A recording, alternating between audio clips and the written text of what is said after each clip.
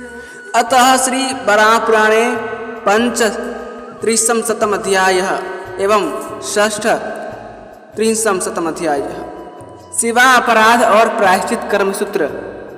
भगवान वराह कहते हैं, पृथ्वी देवी जो लाल वस्त्र पहनकर मेरी उपासना करता है वह भी दोषी माना जाता है।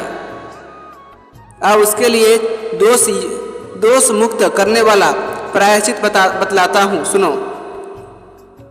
प्रायश्चित का प्रकार यह है, ऐसे पुरुष को चाहिए कि 17 दिनों तक वह एक समय भोजन करे, 3 दिनों तक वायु पीकर रहे और 1 दिन केवल जल के आहार पर बिताए। यह प्रायश्चित संपूर्ण संसार की आसक्तियों से मुक्त करने वाला है। जो पुरुष अंधेरी रात में बिना दीपक जलाए मेरा स्पर्श करता है तथा जल्दी के कारण अथवा मूर्खतावश शास्त्र की आज्ञा का पालन न कर मेरा स्पर्श करता है, उसका भी पतन होता है। वह अधम मानव उस दोष से क्लेश भोगता है। वह 1 जन्म तक अंधा होकर अज्ञान में जीवन बिताता है और अभक्ष्य अपेय पदार्थों को खाता पीता रहता है। अब मैं रात्रि के अंधकार में दीप रहित स्थिति में अपने स्पर्श दोष का प्रायश्चित बतलाता हूँ, जिससे दोष मुक्त होकर वह मेरे लोक को प्राप्त होता है। ऐसा व्यक्ति अनन्य भक्ति भाव से 15 दिनों तक आंखें ढक कर रहे और 20 दिनों तक सावधान होकर एक समय भोजन करे और फिर किसी भी महीने की द्वादशी तिथि को एक समय भोजन करके और जल पीकर रह जाए। इसके पश्चात गौमूत्र में सिद्ध किया हुआ यवान भोजन करे। इस प्रायश्चित के प्रभाव से वह इस दोष से मुक्त हो जाता है। हे देवी, जो व्यक्ति काला वस्त्र पहनकर मेरी उपासना करता है उसका भी पतन होता है। वह अगले जन्म में 5 वर्षों तक लाक्षा लाह आदि वस्तुओं में रहने वाला घुन होता है, फिर 5 वर्षों तक नेवला और 10 वर्षों तक कछुआ होकर रहता है।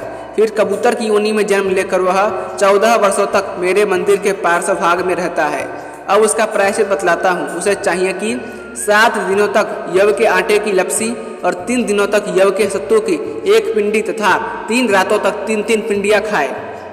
इससे वह पाप से मुक्त हो जाता है। जो बिना धोए वस्त्र पहनकर मेरी उपासना में लग जाता है वह भी इस अपराध से संसार में गिर जाता है, जिसके फलस्वरूप वह 1 जन्म तक मतवाला हाथी, 1 जन्म तक ऊँट, 1 जन्म में भेड़िया और 1 जन्म में सियार और फिर 1 जन्म में घोड़ा होता है। इसके बाद वह 1 जन्म में मोर और पुनः 1 जन्म में मृग भी होता है। इस प्रकार 7 जन्म व्यतीत होने पर उसे मनुष्य की योनि मिलती है। उस जन्म में वह मेरा भक्त गुणज्ञ पुरुष और कार्यकुशल होकर मेरी उपासना में परायण होता है तथा निरापराधी और अहंकार शून्य जीवन व्यतीत करता है। अब उसके शुद्ध होने का उपाय बतलाता हूँ, उसे सुनो, जिससे उसे हीन योनियों में नहीं जाना पड़ता। वह क्रमशः 3 दिनों तक यव, 3 दिन तिल की खली और फिर 3 दिनों तक वह पत्ते, जल, खीर एवं वायु के आहार पर रह जाए। इस प्रकार के नियम का पालन करने से अशुद्ध वस्त्र पहनने वाले उपासक का दोष मिट जाता है और उसे कई जन्मों तक संसार में भटकना नहीं पड़ता। देवी, जो मानव बतख आदि पक्षियों या किसी भी प्रकार का मांस खाकर मेरी पूजा में लगता है वह 15 वर्षों तक बतख योनि में रहता है। फिर वह 10 वर्षों तक तेंदुआ नामक हिंसक वन्य जंतु होता है और 5 वर्षों तक उसे सुअर बनना पड़ता है। मेरे प्रति किए गए उस अपराध से उसे इतने वर्षों तक संसार में भटकना पड़ता है। इस प्रकार के मांस खाने वाले व्यक्ति के लिए प्रायश्चित यह है कि वह क्रमशः 3 दिनों तक यव, वायु, फल, तिल बिना नमक के अन्न के आहार पर रहे। इस प्रकार का 15 दिनों में प्रायश्चित पूरा कर 1 बार के मांस भक्षण दोष से शुद्ध होता है। बार बार के ऐसे अपराधों का कोई प्रायश्चित नहीं है। भगवान वराह कहते हैं, हे देवी, दीपक का स्पर्श करके हाथ धो लेना चाहिए, अन्यथा इसे भी दोष का भागी बनाना पड़ता है। हे महाभागी, इसके प्रायश्चित का यह रूप है कि जिस किसी भी महीने की शुक्ल पक्ष की द्वादशी तिथि के शुभ अवसर पर दिन के 4थे भाग में भोजन करके ठंडी ऋतु में रात्रि के अवसर पर खुले आकाश में सोएं, फिर दीप दान कर इस दोष से वह मुक्त हो जाता है। हे भद्रे, न्याय के अनुसार इस कर्म के प्रभाव से पुरुष में पवित्रता आ जाती है और वह मेरे कर्म पथ पर आरूढ़ हो जाता है। दीपक स्पर्श करके बिना हाथ धोए हुए मेरे कर्म में लगने का यह प्रसंग तुम्हें बतला दिया। वह यह प्रायश्चित संसार में शुद्ध करने के लिए परम साधन है, जिसका पालन करके पुरुष कल्याण प्राप्त कर लेता है। हे देवी, जो मनुष्य शमशान भूमि में जाकर बिना स्नान किए ही मुझे स्पर्श करता है, उसे भी सेवा अपराध का दोष लगता है। फलस्वरूप वह 14 वर्षों तक पृथ्वी पर श्रीगाल होकर रहता है, फिर 7 वर्षों तक आकाश में उड़ने वाला गीध होता है। इसके पश्चात 14 वर्षों तक उसे पिशाच योनि में जाना पड़ता है। पृथ्वी बोली, हे जगत प्रभो, भक्तों की याचना पूर्ण करना आपका स्वभाव है। आपने यह जो परम गोपनीय विषय कहा है, इससे मुझे अत्यंत आश्चर्य हो रहा है। अतः प्रभु, आपसे मेरी प्रार्थना है कि वह संपूर्ण विषय मुझे स्पष्ट रूप से बताने की कृपा करें। कमल लोचन भगवान शंकर ने तो शमशान की बड़ी प्रशंसा की है और उसे पवित्र बतलाया है, फिर वहाँ दोष क्या है? रुद्र तो परम बुद्धिमान है, उनमें किसी ऐश्वर्य की भी कमी नहीं है। तभी वे दीप्तिमान कपाल को लिए सदा शमशान भूमि में विराजते हैं, फिर आप उसकी निंदा कैसे करते हैं? भगवान बराह कहते हैं, देवी, पवित्र व्रत करने वाले पुरुष भी आज तक इस रहस्य से अनभिज्ञ हैं। अखिल भूतों के अध्यक्ष भगवान शंकर को कोई नहीं जानता। उन्होंने त्रिपुर वध के समय बहुतेरे बालक, वृद्धों तथा बहुत सी स्त्रियों को भी मार डाला था। अतएव उस पाप से वे बड़े दुखी थे। उस समय मैंने उन नश्वेष्टवर्य भगवान शंकर का स्मरण किया और वे मेरे पास पहुँचे। उस समय ज्यों ही मैंने उन पर अपनी दिव्य दृष्टि डाली कि वे पुनः संपूर्ण भूतों के शासक महारुद्र बन गए। उस समय उनकी इच्छा मेरे यजन की हुई, पर सहसा उनका ज्ञान और योग का बल नष्ट सा हो गया। तब मैंने उनसे कहा, प्रभु, आप ऐसे मुग्ध से क्यों बैठे हैं? आप मुँह से कैसे घिरे हैं? बनाना, बिगाड़ना और बिगड़े हुए को पुनः बनाना, यह सब तो आपके हाथ की बात है। मृत्यु आपके अधीन रहती है। आप सबके मूल कारण और परमाश्रय हैं। आपको देवताओं का भी देवता कहा जाता है। आप शाम और एक स्वरूप हैं। हे देवेश्वर, आपकी इस म्लानता का कारण क्या है? आप कृपया इन्हें स्पष्ट रूप से बतलाइए। आप अपने योग और माया को भी संभालें। देखें, यह परम ब्रह्म परमेश्वर की लीला है। मेरे मन में आपको प्रसन्न करने की इच्छा हुई है, अतएव मैं यहाँ आया हूँ। वसुंधरे, फिर तो मेरी बात सुनकर शंकर जी को पूर्ण ज्ञान हो गया। उन्होंने मधुर वाणी में मुझसे कहा, हे नारायण, आप ध्यान देकर मेरी वाणी सुनने की कृपा कीजिए। आप संपूर्ण लोकों के एकमात्र शासक हैं। हे विष्णु, अब आपकी कृपा से मुझ में पुनः देवत्व जागृत हो गया। हे माधव, मुझे योग की उपलब्धि हो गई और सांख्य का ज्ञान भी सुलभ हो गया। मेरी चिंताएं शांत हो गई। यही नहीं, आपकी कृपा से पूर्णमासी के अवसर पर उमड़ने वाले समुद्र की भांति मैं आनंदमय बन गया हूँ। भक्तों की इच्छा पूर्ण करने वाले भगवान, मैं आपको तत्वतः जानता हूँ और आप मुझे। हम दोनों की भिन्नता को दूसरा कोई भी नहीं देख सकता। आप महान ऐश्वर्य से संपन्न हैं। संपूर्ण माया की रचना आपके द्वारा हुई है। हे माधवी, भूत गणों के महान अधिष्ठाता रुद्र ने इस प्रकार मुझसे कहा और एक मुहूर्त तक वे ध्यान में बैठे रहे। इसके बाद पुनः मुझसे कहा, हे विष्णु, आपकी कृपा से ही मैंने त्रिपुरासुर का वध किया था। उस समय मैंने बहुत से दानवों और गर्भिणी स्त्रियों का भी संहार कर दिया था। 10 दिशाओं में भागते हुए बालक एवं वृद्धों को भी मैंने मार डाला था। उस पाप के कारण मैं योग, माया और ऐश्वर्यों से शून्य हो गया हूँ।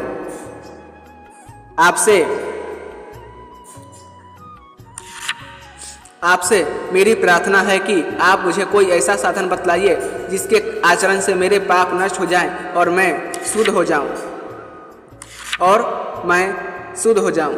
भगवान रुद्र को इस प्रकार चिंतित देखकर मैंने उनसे कहा, हे शंकर जी, आप कपाल की माला धारण करें और समन स्थान में चले जाएं। उस समय मेरी ऐसी बात सुनकर उन भूतभावन भगवान भव ने मुझसे पुनः कहा, हे जगत प्रभु, वह समल स्थान कहाँ है? आप मुझे बोध देकर पूर्ण रूप से समझाने की कृपा करें। इस पर मैंने उनसे कहा, हे शंकर जी, शमशान ही रक्त पीव के गंध से युक्त समल स्थान है, जहाँ कोई भी मनुष्य जाना नहीं चाहता।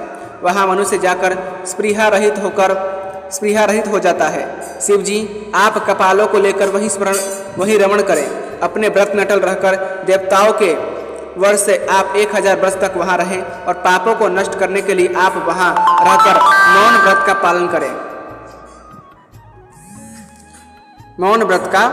पालन करें। पूरे 1000 वर्ष तक उस शमशान भूमि में रहने के पश्चात आप मुनिवर गौतम मुनि के आश्रम पर जाएं। वहाँ आपको पूर्ण आत्मज्ञान की उपलब्धि हो जाएगी और उस समय आप इस कपाल से भी मुक्त हो जाएंगे। वसुंधरे, इस प्रकार रुद्र को वर देकर मैं वही अंतर ध्यान हो गया और रुद्र भी गज चर्म से आच्छान होकर शमशान भूमि में भ्रमण करते हुए निवास करने लगी। इसीलिए शमशान भूमि मुझे पसंद नहीं है और मैंने शमशान भूमि को निंदित बताया है। वहाँ जाकर बिना संस्कार किए हुए प्राणी को मेरी पूजा अर्चा में उपस्थित नहीं होना चाहिए। अब वह प्रायश्चित बताता हूँ जिसका पालन करने से साधक इस पाप से छूट जाता है। वह 15 दिनों तक दिन के चौथे भाग में एक बार भोजन करे। रात में एक वस्त्र पहनकर कुश के बिस्तर पर आकाश शयन करे, अर्थात शीतकाल की रात्रि में खुले आकाश के नीचे शयन करे और प्रातः काल उठकर वह पंचगव्य का प्राशन करे। ऐसा करने से उसके पाप कर्म का परिमार्जन हो जाता है और वह पुरुष संपूर्ण पापों से मुक्त होकर मेरे लोक को प्राप्त होता है। हे सुश्रोणी, इसी प्रकार जो व्यक्ति हींग खाकर मेरी उपासना करता है उसे भी दोष लगता है। अब उसके पाप का परिणाम तथा शोधन करने वाला प्रायश्चित सुनो। वह जन्मांतर में 10 वर्षों तक उल्लू और 3 वर्षों तक कछुआ होकर निवास करता है। तदंतर उसे फिर से मनुष्य की योनि मिलती है और मेरी उपासना में उसकी रुचि होती है। हे वसुंधरे, उन प्रमादियों के लिए तथा जिन्हें इस संसार में केवल दूसरों के दोषी दिखाई पड़ते हैं, उनके मुक्त होने के लिए मैं एक महान ओजस्वी प्रायश्चित बतलाता हूँ। इसका पालन कर वह पवित्र होकर संसार सागर को पार कर जाता है। इस पाप से छूटने के लिए मनुष्य को एक दिन यव की लपसी खाकर तथा एक दिन गोमूत्र के आहार पर रहना चाहिए। रात में वह वीर आसन से बैठकर तथा आकाश शयन द्वारा काल छेप करे। इस विधि का पालन करने से वह पुरुष संसार में न जाकर मेरे लोक में पहुंच जाता है। सुशोभने, जो दंभी मनुष्य मदिरा पान कर मेरी उपासना में सम्मिलित होता है उसका दोष बताता हूँ। तुम मन को एकाग्र करके सुनो। इस अपराध के कारण वह व्यक्ति 10,000 वर्षों तक दरिद्र होता है। जो मेरा भक्त है और जिसने वैष्णव दीक्षा भी ग्रहण कर ली है, वह यदि कोई कार्य सिद्ध करने के उद्देश्य से मोहित होकर मध्य पी लेता है तो उसके लिए कोई प्रायश्चित नहीं है। उसके लिए कोई प्रायश्चित नहीं है। वसुंधरे, अब अदीक्षित उपासक के लिए प्रायश्चित के उपाय बतलाता हूँ, वह सुनो। यदि यह अग्निवर्ण प्रतप्त सुरा का पान करे तो उक्त पाप से छूट सकता है। जो पुरुष इस विधि के अनुसार प्रायश्चित करता है वह न तो पाप से लिप्त होता है और न संसार सागर से उसकी उत्पत्ति ही होती है। पृथ्वी, मेरी उपासना करने वाला जो पुरुष वन कुसुम का जिसे लोग व्यवहार में बड़े कहते हैं साग खाता है, वह 15 वर्षों तक घोर नरक में पड़ता है। इसके बाद उसको भूलोक में सुअर की योनि प्राप्त होती है। फिर 3 वर्षों तक वह कुत्ता और 1 वर्ष तक श्रीगाल होकर जीवन व्यतीत करता है। भगवान बराह की बात सुनकर देवी पृथ्वी ने श्रीहरि से पुनः पूछा कि कुसुम के साग का नैवेद्य अर्पण करने से जो पाप बन जाता है, प्रभु उससे कैसे उद्धार हो सकता है? इसके लिए प्रायश्चित बताने की कृपा कीजिए। भगवान बराह कहते हैं, देवी, जो मानव वन कुसुम के शाक को मुझे अर्पित कर स्वयं भी खा लेता है, वह 10,000 वर्षों तक नरक में क्लेश पाता है। उसका प्रायश्चित चंद्रायण व्रत ही है। परंतु यदि वह केवल उसका प्रसाद भोग बनाकर ही रह जाता है, खाता नहीं है, तो वह 12 दिनों तक पयोव्रत करे। जो इस प्रकार प्रायश्चित कर लेता है वह पाप से लिप्त नहीं होता और मेरे लोक को ही प्राप्त होता है। हे माधवी, मेरे कर्म में परायण जो मंद बुद्धि का व्यक्ति दूसरे के वस्त्र को बिना धोए ही पहन लेते हैं तथा मेरी उपासना में लग जाते हैं, तो उन्हें भी प्रायश्चिती बनना पड़ता है। देवी, यदि वह मेरा स्पर्श करता है तथा परिचर्या करता है तो वह 10 वर्षों तक हरिण बनकर रहता है। फिर एक जन्म में वह लंगड़ा होता है और बाद में वह मूर्ख, क्रोधी और अंत में पुनः मेरा भक्त होता है। सुश्रोणी, अब मैं उसका प्रायश्चित बतलाता हूँ जिससे पाप मुक्त होकर उसकी मेरी भक्ति में रुचि उत्पन्न होती है। वह मेरी भक्ति में संलग्न होकर दिन के 8वें भाग में आहार ग्रहण करे। जिस दिन माघ मास के शुक्ल पक्ष की द्वादशी तिथि हो, उस दिन जलाशय पर जाकर शांत, दांत और दृढ़ व्रती होकर अनन्य भाव से मेरा चिंतन करे। इस प्रकार जब दिन रात समाप्त हो जाए तो प्रातः काल सूर्योदय हो जाने पर पंचगव्य का प्राशन कर मेरे कार्य में उद्यत हो जाए। जो इस विधान से प्रायश्चित करता है वह अखिल पापों से मुक्त होकर मेरे लोक को प्राप्त होता है। जो व्यक्ति नए अन्न उत्पन्न होने पर नवान विधि का पालन न करके उसे अपने उपयोग में लेता है, उसके पितरों का 15 वर्षों तक कुछ भी प्राप्त नहीं होता, उसके पितरों को 15 वर्षों तक कुछ भी प्राप्त नहीं होता।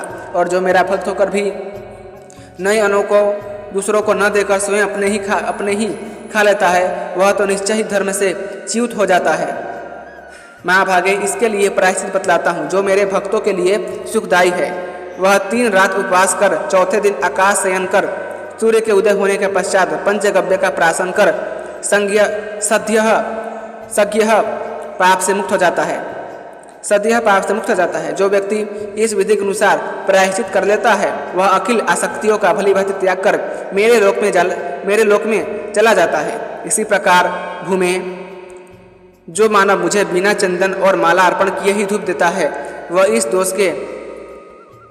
दोष के कारण दूसरे जन्म में राक्षस होता है और उसके शरीर से मुर्देसी दुर्गंध निकलती रहती है और 21 वर्षों तक वह लौहशाला में निवास करता है। अब उसके लिए भी प्रायश्चित बताता हूँ, सुनो। उसकी विधि यह है, जिस किसी मास के शुक्ल पक्षी द्वादशी तिथि के दिन वह व्रत करके दिन के 8वें भाग में सायंकाल यथालब्ध आहार ग्रहण करे, फिर प्रातःकाल जब सूर्यमंडल दिखाई पड़ने लगे उस समय वह पंचगव्य का प्राशन करे। इसके प्रभाव से वह पुरुष पाप से सद्यः छूट जाता है। इस विधि के अनुसार जो प्रायश्चित का पालन करता है उसके पिता पितामह आदि पितर भी तर जाते हैं। भूमे, जो मनुष्य पहले मेरी आदि द्वारा शब्द किए बिना ही मुझे जगाता है, जो मनुष्य पहले मेरी आदि द्वारा शब्द किए बिना ही मुझे जगाता है वह निश्चय ही एक जन्म में बहरा होता है। अब मैं उसका प्रायश्चित बतलाता हूँ जिससे वह पाप से छूट जाता है। वह किसी शीत ऋतु के शुक्ल पक्ष की द्वादशी तिथि की रात में आकाश शयन करे। इस नियम का पालन करने से मानव पाप से शीघ्र छूट जाता है। वसुंधरे, जो मानव बहुत अधिक भोजन करके अजीर्ण युक्त बिना स्नान किए ही मेरी उपासना में आ जाता है वह इस अपराध के कारण क्रमशः कुत्ता, बानर, बकरा और श्रृगाल की योनियों में एक बार जन्म लेकर फिर अंधा और बहरा होता है। बाद में इस क्लेशमय संसार को पार कर वह किसी अच्छे कुल में उत्पन्न होता है। उस समय अपराध से छूट जाने के कारण वह पुरुष परम शुद्ध और श्रेष्ठ भगवत भक्त होता है। मैं अब उसके लिए प्रायश्चित बतलाता हूँ जिसके पालन करने से वह पाप से छूट जाए। प्रायश्चित का स्वरूप यह है कि उसे क्रमशः 3 दिनों तक यावक, मूलक, पायस, खीर, सत्तू तथा वायु के आहार के आधार पर रहकर फिर 3 रात आकाश शयन करना चाहिए। फिर ब्रह्म मुहूर्त में उठकर दंत धावन कर शरीर को परम शुद्ध करने के लिए उसे पंचगव्य का प्राशन करना चाहिए। जो मानव इस विधान के अनुसार प्रायश्चित करता है उस पर पाप का प्रभाव नहीं पड़ सकता और वह मेरे लोक को प्राप्त होता है।